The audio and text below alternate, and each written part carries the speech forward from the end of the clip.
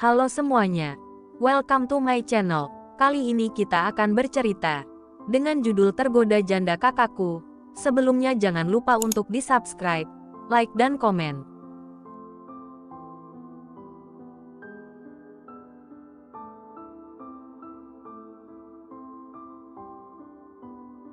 Episode 96, Kebahagiaan.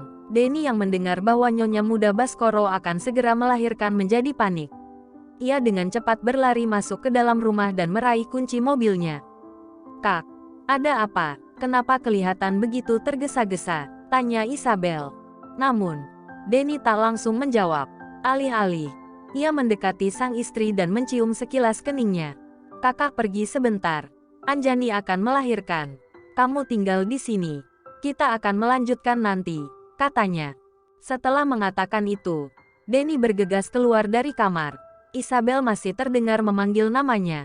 "Kak Denny," panggil Isabel. Namun, suaminya nampaknya sudah berlari jauh.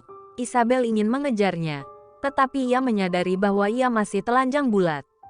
Denny benar-benar bisa membuatnya melayang ke langit ketujuh dengan kasih sayangnya.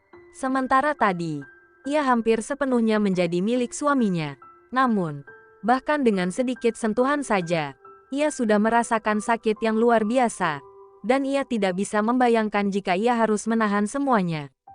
"Ya Tuhan, otakku," gumam Isabel. Ia menggelengkan kepala, merasa seperti penyakit mesum suaminya menular padanya. Sementara itu, di rumah sakit, Anjani segera dibawa ke ruang bersalin. Denny yang menunggu di luar kamar heran melihat reaksi aneh dari orang-orang di sekitarnya, termasuk tenaga medis yang terus tersenyum dengan cara yang aneh. Saat ia tiba di rumah sakit, Denny menyadari bahwa orang-orang tampak sangat memperhatikannya. Ia sadar bahwa ia tampan, tapi rasa perhatian berlebihan mereka terhadap dirinya terasa aneh. Setelah beberapa menit duduk di kursi panjang, Denny mulai merasa sesuatu yang aneh. Ia merasakan hawa dingin menghampiri tubuhnya. "Ya Tuhan," desisnya sendiri. Denny menyesali tindakannya yang dengan gegabah keluar dari rumah tanpa mengenakan pakaian selain celana dalam. "Sialan. Arga, istri kamu yang mau melahirkan. Kenapa aku yang jadi tumbalnya?" keluhnya. Ia ingin menelepon seseorang, tetapi ia baru menyadari bahwa ia lupa membawa ponselnya. Akhirnya, dengan nekat, Denny keluar menuju parkiran mobil karena ia ingat bahwa tasnya yang berisi pakaian masih berada di bagasi mobil. Namun, sebelum ia sempat mengambil langkah pertama, ia melihat Isabel mendekatinya. Denny tersenyum lebar saat melihat istrinya datang padanya. "Sayang," panggil Denny. "Kish." Kayak tuyul berkeliaran tengah malam tanpa pakaian, ejek Isabel sambil mencubit lembut dada suaminya yang dipenuhi bekas ciuman merah. Dia merasa malu, teringat bahwa tanda merah di dadanya adalah hasil ulahnya sendiri. Tanda-tanda itu muncul ketika sang suaminya aktif bergerak di atasnya. "Tidak perlu malu, ini adalah tanda cinta darimu, sayang," kata Denny sambil melihat Isabel yang terus menatap dadanya. "Lebih baik segera pakai bajumu. Kamu terlalu senang pamer di depan orang lain. Ini milikku sekarang," kata Isabel. Denny mendengarkan Isabel yang mengomel sambil memiringkan bibirnya. "Sayang, aku benar-benar milikmu," jawabnya sambil mencium bibir sang istri. Meskipun mereka sangat ingin melanjutkan aktivitas yang sempat tertunda, Denny berusaha menahan diri.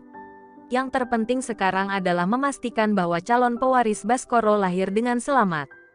Di ruang bersalin, Arga tampak panik saat melihat istrinya yang terlihat sangat kesakitan. Arga tahu betul bahwa Anjani sedang menahan semua rasa sakitnya agar dia tidak panik. "Kenapa kalian tidak bisa bekerja? Tidak melihat istriku dalam penderitaan," teriaknya.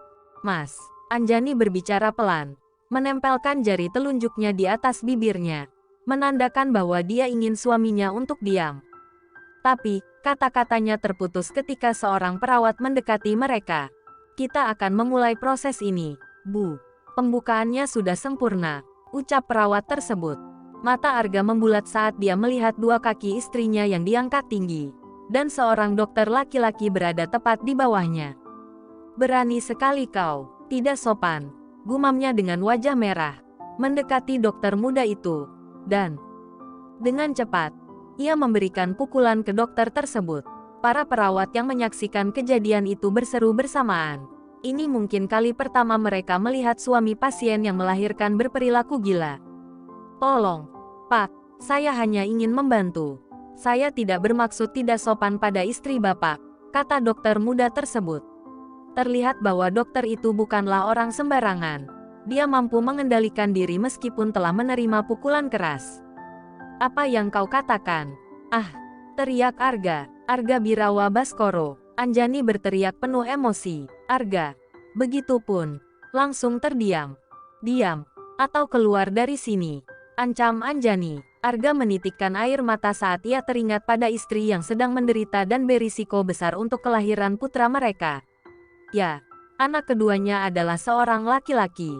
Bayi kecil itu saat ini sedang melakukan inisiasi atau belajar untuk menyusui pertama kali pada ibunya. Arga merasa seakan-akan sedang menyaksikan sebuah keajaiban. Bayi laki-laki itu sungguh menggemakan hatinya. Sayang, panggil Arga, kamu sungguh menjengkelkan. Mas, kata Anjani. Apa yang salah? Tanya Arga. Aku yang sudah berjuang selama masa kehamilan. Tapi mengapa dia tampak persis seperti dirimu? Seperti kloninganmu. Persis sekali, kata Anjani. Arga tertawa dan mencium bibir istrinya dengan penuh kasih sayang.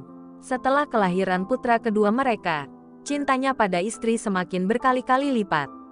Aku mencintaimu, sayang, ucap Arga. Sementara itu, Denny dan istrinya sudah kembali ke kamar mereka. Mereka pulang ke hotel pada dini hari setelah kelahiran pewaris Baskoro yang kedua. Tidurlah, sayang, sepertinya kamu sudah sangat lelah, kata Denny sambil mencium kening istrinya berkali-kali. Iya, Isabel segera merebahkan tubuhnya di ranjang karena ia benar-benar sangat lelah.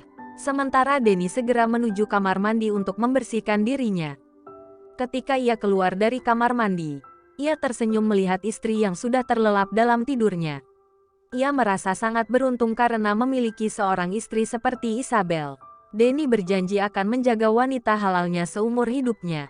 Dan seperti Arga, ia juga berharap bisa membangun keluarga kecil yang akan menjadi poros hidupnya.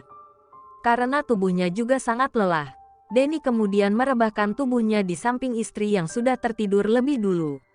Ia menarik pinggang sang istri agar lebih dekat. Aku mencintaimu, sayang, bisik Denny sambil memeluknya erat. Keduanya hampir bersamaan terbangun pada pagi itu.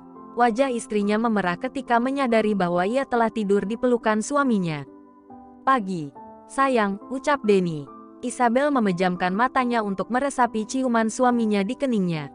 Ia merasa sangat bahagia karena merasakan cinta pria halalnya. Masih merasa lelah? Tanya Denny. Sedikit, jawab Isabel. Sebaiknya kita sarapan dulu. Tadi ada pelayan yang mengantar sarapan ke sini. Kakak akan menyuapimu. Ya, kata Denny. Sambil bermain-main, mereka menyelesaikan sarapan mereka di atas ranjang. Isabel terkejut dan histeris ketika suaminya tiba-tiba menggendongnya ke arah jacuzzi. Kak Denny, teriak Isabel, kita berendam air hangat dulu. Sayang, sebelum kita melanjutkan apa yang belum selesai tadi malam. Ucap Denny. Kak, dengan gesit, Denny melepaskan satu persatu penutup tubuh istrinya. Setelah semuanya terbuka, ia kemudian melepaskan penutup terakhir yang menyelimuti area bawahnya. Karena setelah mandi malam sebelumnya, ia tidur tanpa memakai baju. Isabel menahan napas dan memejamkan matanya ketika melihat organ tersebut mulai mengeras. Bahkan dalam keadaan setengah ereksi, itu sudah terlihat begitu kuat dan besar. Apa yang terjadi jika dia benar-benar keras? Tanya Isabel dalam hatinya. Buka matamu, sayang. Jangan takut, dia tidak akan menyakitimu, kata Denny. Denny membawa tangan Isabel untuk merasakan organ tersebut yang sudah mulai tegak. Meskipun awalnya ragu, tangan kecil itu mulai membelai lembut, dan Denny mengeluarkan desahan kepuasan. Perlahan, mereka turun ke dalam jacuzzi yang berisi air hangat. Isabel meraih erat tubuh Denny, menikmati setiap sentuhan nakal yang membuatnya melayang dalam kenikmatan. Dua tangan Denny dengan lembut memijat dua bukit yang cukup besar. Terkadang, ia bermain-main dengan ujungnya, membuat tubuh Isabel bergerak dalam kenikmatan. Setelah berendam, Denny mengangkat dan mengeringkan tubuh Isabel. Dengan polosnya, ia membimbing Isabel ke ranjang. "Kak, aku harus pakai baju dulu," bisik Isabel. "Kamu sudah terlalu lama, sayang. Selanjutnya kita mungkin akan lupa untuk mengenakan baju," kata Denny. Denny menaruh Isabel di pinggir ranjang, membuka kakinya lebar-lebar. Dia meletakkan bantal di bawahnya untuk menopang panggulnya. Sementara ia berdiri di antara kedua kaki panjang Isabel. "Kak," Isabel berusaha menutupi area bawahnya yang sudah terbuka lebar oleh suaminya. "Udah cukup pemanasannya di sana, sayang. Selain itu, kamu sudah basah banget," kata Denny. Selain berendam tadi, Denny tak segan menyentuh semua bagian tubuh sang istri, hingga Isabel mengalami beberapa kali puncak kenikmatan. "Tahan sebentar. Ya, sayang." Denny mulai memasukkan organ intimnya ke dalam diri Isabel dengan perlahan. "Kak, tolong." Perlahan, pinta Isabel. "Ini sudah pelan, sayang," kata Denny. "Tidak muat, Kak." "Aduh," pekik Isabel. Denny terus mendorong untuk masuk sepenuhnya, meskipun Isabel merasa kesakitan. "Argegeh, tidak muat. Kak, bisa dikurangi sedikit, kan?" "Sakit," teriak Isabel. "Tidak bisa." Isabel meremas kain spray, menahan rasa sakit ketika organ intim sang suami tetap memaksanya. Dengan jeritan istrinya, akhirnya organ sang suami berhasil masuk sepenuhnya. Denny menunggu sejenak, memberikan Isabel waktu untuk merasa lebih tenang. Ia mencium dahi dan pipi istrinya, mengucapkan kata-kata cinta, dan setelah merasa lebih rileks, ia mulai bergerak perlahan. Gerakan lembut berubah menjadi sedikit liar ketika sang istri mulai bisa mengikuti iramanya. Denny merasa sangat puas dalam berhubungan intim dengan sang istri sepanjang hari. Tubuh mungil sang istri memabukkan, dan ia tidak bisa berhenti menyentuhnya. Akhirnya, ia mengakhiri aktivitasnya menjelang sore karena sang istri telah sangat lelah. Denny mencium perut sang istri, berharap akan ada bayi yang akan melengkapi dan mewarnai hari-hari keluarga kecil mereka. Sementara itu di rumah sakit, Gali dan Dara baru saja tiba untuk mengunjungi menantunya yang baru melahirkan. "Loh, dengan siapa, Pak? Mengapa tidak membawa si Dede ke sini juga?" tanya Arga kepada Mama dan Papa yang datang ke kamar perawatan Anjani. "Anak kecil tidak boleh dibawa ke rumah sakit, kan?" Dharma dan Tias Mama titipkan kepada Isabel dan Denny, kata Dara, menjawab pertanyaan putranya.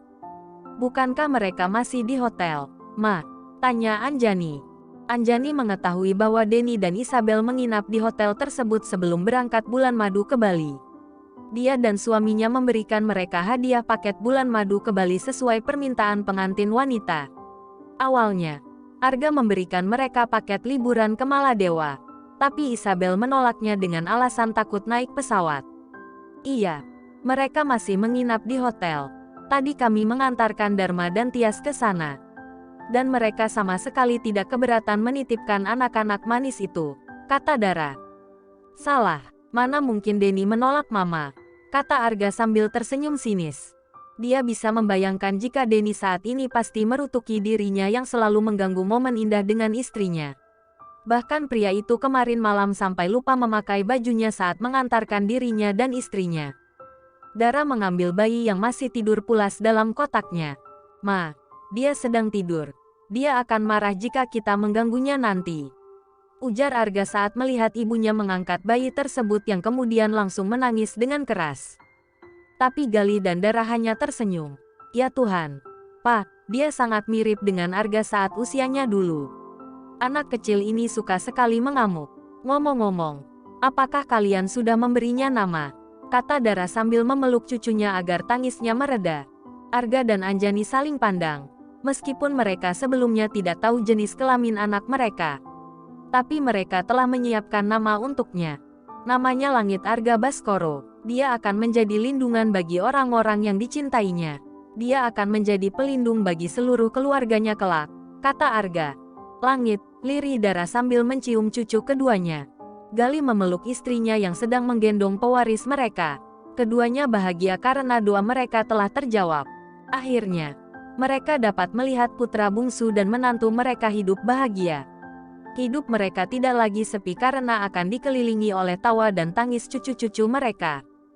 Chandra, Mereka berterima kasih kepada putra sulung mereka karena telah membawa Anjani ke dalam hidupnya. Wanita berhati besar yang dulu sempat mereka abaikan sebagai bagian dari keluarga ini. Namun, seiring berjalannya waktu, mereka dapat melihat kebaikan dalam diri Anjani Melati. Seorang ibu yang kuat bagi anak-anaknya. Wanita sempurna yang telah memberikan warna baru dalam keluarga Baskoro. Randika dan Bu Ningsi juga datang untuk menjenguk keluarga baru mereka. Bu Ningsi terlihat meneteskan air mata. Tak pernah menyangka bahwa perjalanan hidup putrinya akan membawa mereka kepada kebahagiaan seperti hari ini. Dia bahagia melihat putrinya memiliki suami dan mertua yang sungguh-sungguh mencintainya. Demikian juga putra bungsunya, yang bahkan Gali dan Dara anggap sebagai putra bungsu dari Baskoro. Arga mencium kening sang istri ketika melihat kedua orang tuanya tersenyum. Dan ada setetes air mata yang jatuh dari sudut matanya. Arga merasa hidupnya sempurna dengan adanya anak dan istri yang selalu ada di sisinya. Dalam hatinya, ia berjanji untuk terus berusaha menjadi suami dan ayah yang baik. Pantas disebut demikian. Tidak perlu menangis, Mas. Itu tidak baik. Celetuk Randika yang melihat air mata di sudut mata kakak iparnya. Jangan bicara, Dik, jika tidak ingin Mas dipindahkan ke ujung kulon. Jawab Arga dengan nada sinis, membuat semua orang di ruangan itu tertawa.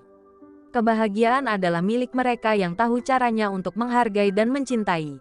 Tidak ada yang sempurna, tapi saling menutupi kekurangan dan tidak menyombongkan kelebihan akan membuat semuanya berjalan dengan harmonis. Tamat.